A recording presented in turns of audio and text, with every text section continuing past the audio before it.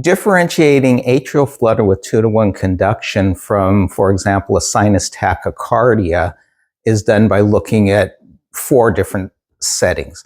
One is the heart rate. So in atrial flutter, typically there's an atrial rate of about 300 beats per minute and a ventricular rate of 150 beats per minute. This rate is usually close to 150 with little variability. In sinus tachycardia, the rate can vary a lot more. So often you'll see it between 120 and 180 beats per minute. So a rhythm that's around 150, you should always be thinking of atrial flutter with 2-to-1 conduction. The next thing to look at is the P wave morphology.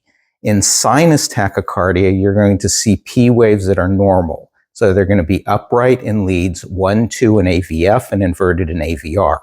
In atrial flutter, you're going to see a sawtooth type pattern, and the P waves may look different. This can be distinguished in different leads easier than others, such as the inferior leads or V1. You also can look at how the rhythms respond to maneuvers such as vagal maneuvers or adenosine. In sinus tachycardia, you're going to get very little heart rate response to these maneuvers. Where in atrial flutter, you're often going to get some delay in the AV node. You'll be able to see a slowing of the ventricular activity and distinguish the flutter waves. The last thing is looking at the clinical situation involved. Sinus tachycardia is always a response to some type of stimulus, such as fever or exercise or anxiety.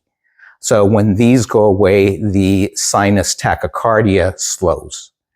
In atrial flutter, it's usually due to some type of conduction abnormality, and without medicines or some type of maneuvers, you're not going to see a change in the heart rate or the flutter waves.